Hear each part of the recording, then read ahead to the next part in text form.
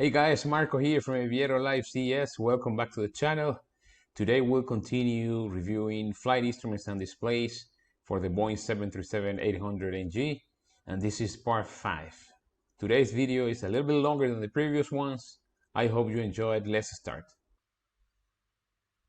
Let's start with the radio altitude, and you can see it here. Displays current radio altitude displayed below 2500 feet AGL. Boxed highlighted white for 10 seconds upon descent below 2500 feet. Turns amber when below radio altitude minimums. And we will see that when we are in flight during the ILS approach. Now let's see what we have in the PFD for heading and track indications. The heading and track indications display current FMC, others heading, track, and other information. Now let's see, number 1 is the current heading pointer, which is white, indicates current heading.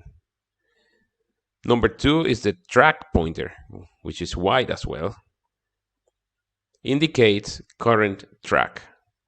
Number 3 is the selected heading, which is a magenta digital display of the selected heading bug. Number 4 is the selected heading bug, magenta, indicates the heading selected on the mode control panel. If the selected heading exceeds the display range, the bug parks on the side of the compass rose in the direction of the shorter turn to the heading. Number 5 is the magnetic true heading annunciation, which is green, displays selected heading reference. MAG indicates display is oriented relative to magnetic north. True indicates display is oriented relative to true north. A white box is displayed continuously around TRU. Transition from TRU to MAG results in a green box around MAG for 10 seconds. When TRU is displayed and the airplane descends more than 2,000 feet at a descent rate greater than 800 feet per minute, an amber box is drawn around TRU. The box flashes for 10 seconds, then turns steady amber. Okay, now let's see what we have for the traffic alert and collision avoidance indications. And guys, I tried to simulate this in the simulator. I couldn't do it. If you guys know how to do it, please let me know. I even flew close to an opposite direction traffic. I couldn't get it. So let's press the test mode. You can see the traffic alert and collision avoidance system pitch command, which is red. The area inside the red lines indicates the pitch regions to avoid in order to resolve the traffic conflict. The airplane symbol must be outside the TCAS pitch command areas to ensure traffic avoidance. In the PFD, we also get the GPWS Annunciations, which are red and displays a wind shear or pull-up alert. They also have oral indications, and we're going to talk about this in a different system review video, but I just want you to see it in the PFD, how it looks. So in order to do that, I will press the system test switch. Wind shear, terrain, pull up. Well, now we are flying, climbing through flight level 285, and we are going to review what we have in the inboard display. Here we have the navigation display, which displays map, approach, VOR, or plan modes as selected on the EFIS Control Panel. The left EFIS Control Panel controls the captain outboard and inboard display units. The right EFIS Control Panel controls the first officer, outboard, and inboard display units. Let's see what we have here. Number 1 is the minimums reference selector outer 2 position. We have radio and baro. Radio selects radio altitude as the minimums reference, and baro selects barometric altitude as the minimums reference. As you can see here, we still have baro selected. If we go and turn the knob to the left, we will see radio. Number 2, we have the minimum selector, this one here. If we turn it right, we'll increase that radio If we turn left, of course, we'll decrease it. Number 3 is the radio minimums reset switch. If we push it, it resets the alert minimums annunciation, blanks minimums display if alert is not active. So if we push reset, it will blank the minimum display. Number 4 is the meter switch. We talked about it before, so well, I can show you again what it does. You can see it will display the altitude indication in meters. Let's select it off. Number 5 is the barometric reference selector, which has 2 positions, inches or hectopascals. Number 6 is the barometric selector. If we rotate it, we'll adjust the barometric altitude setting on the altitude tape. If standard displayed, adjust the pre-selected baro reference. So in this case, we are level 350. We are on a standard. If we want to pre-select, we'll just turn the barometric selector here, and you will see the white indication here. So let's do it. There you go. So we have pre-selected 1014. Number 7 is the barometric standard switch. When we push it, we'll select the standard barometric setting, which is 2992, for barometric altitude reference. If a standard is displayed, select the pre-selected barometric reference. So just for you to see it, we'll press standard again, and we'll see the pre-selected barometric setting becoming active. You see 1014. So we'll go back to standard. If no pre-selected barometric is displayed, displays the last value before standard was selected. Number 8 is the flight path vector switch. Displays flight path vector on the altitude indicator. And remember, we talked about this one before, so I will leave the link in the corner so you can go and see how that works. Now, what do we have for the navigation displays?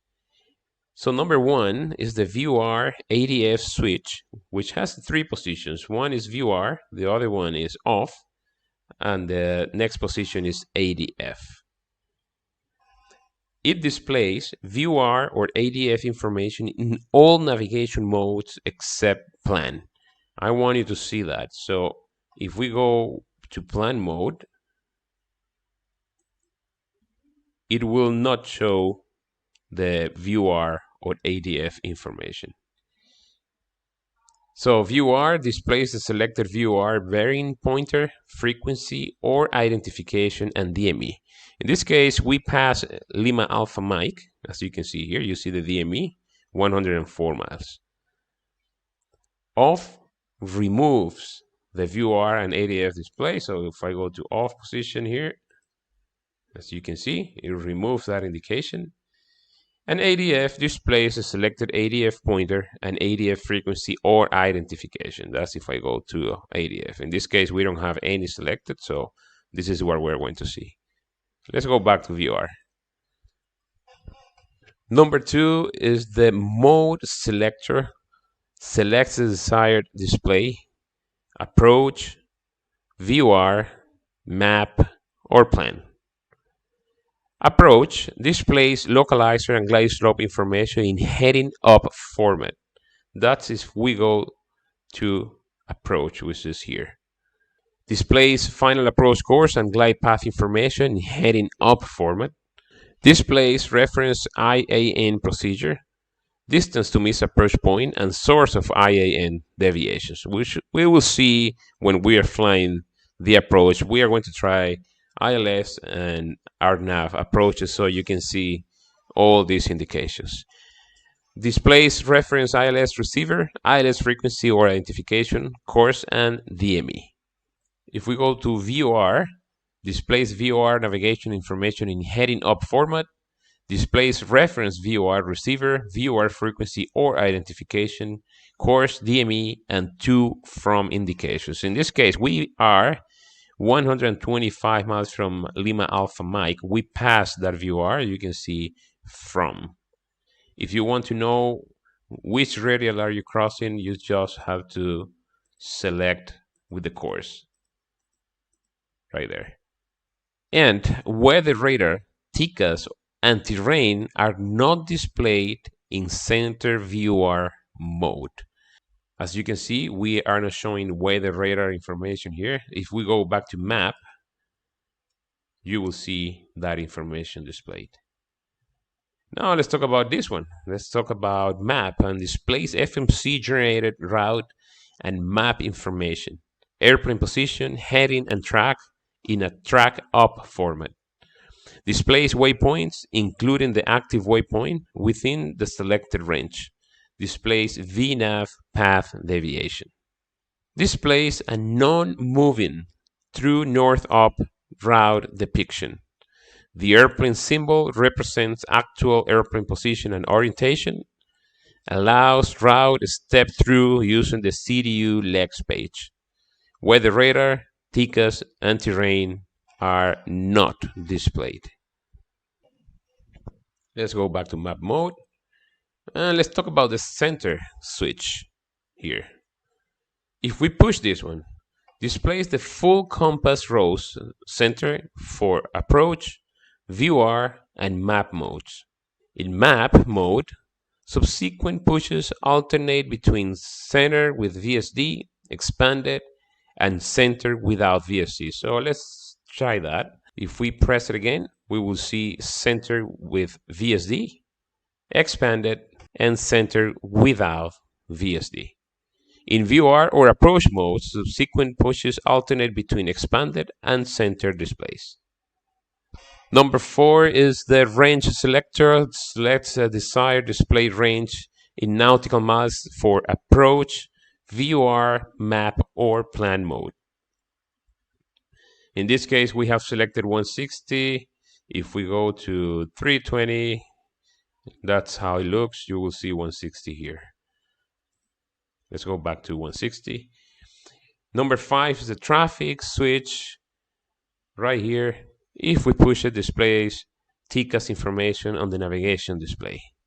If I want to deselect traffic, I just push this one. You're going to see the traffic disappears. There you go. Number 6 is the map switches. The map switches add background data symbols to map and center map modes.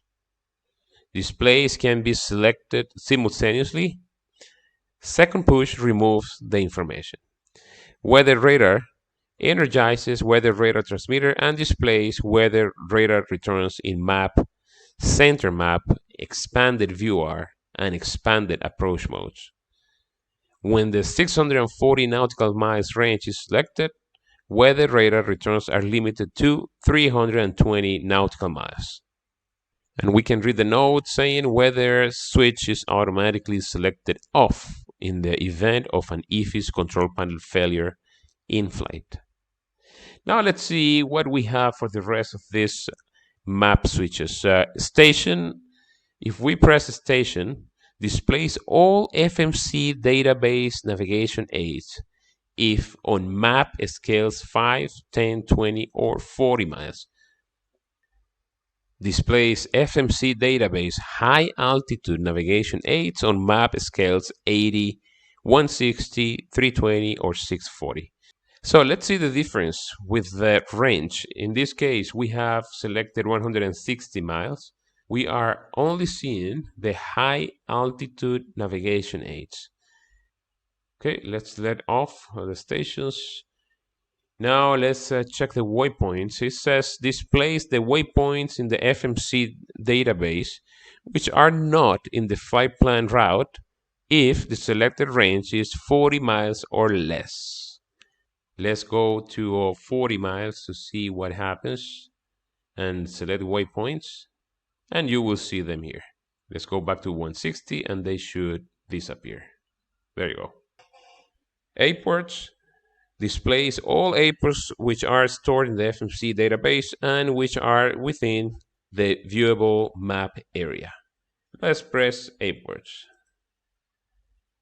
There you are. And next one is data. It displays altitude constraint if applicable, estimated time of arrival, and adds the RMP value for the subsequent leg on the navigation display when the route data is selected. An RMP value is only displayed when the subsequent leg defined in the NDB contains an RMP value and no manual RMP value has been entered. RMP values are also displayed on the navigation display when an RNAV RMP approach is selected and active and the data push button is enabled. Route data can be displayed on the lateral map area of the vertical situation display, VSD, when in the VSD mode format. Displayed route data can be cycled on or off with the route data push button. So if we press data, we are going to see, in this case, only the estimated time of arrival for this waypoint. Position displays IRS positions, GPS positions, and VOR bearing vectors extended from the nose of the airplane symbol to the stations. So if we press it, we'll see the IRS and GPS positions. In this case, we are not seeing the VOR bearing vectors since we just lost signal from the VOR we passed. Terrain displays GPWS generated terrain data in map, center map, VOR, and approach modes. So if we select it, instead of weather radar, you will see terrain. And in this case, the highest elevation we have is 135, and the lowest one is 068. And you can see now it's painting the terrain. Right, guys, that's the end of the video for today. I hope you liked it. If you did, please give me a thumbs up. If you are not subscribed to the channel yet, please do it now. And don't forget to hit that bell so you will be notified once we upload a new video. If you think these videos could be useful for somebody else, please share them. And that's going to help me a lot to grow the channel. Next week, we'll continue with flight instruments and displays. Until then, guys, please take care and hope to see you soon.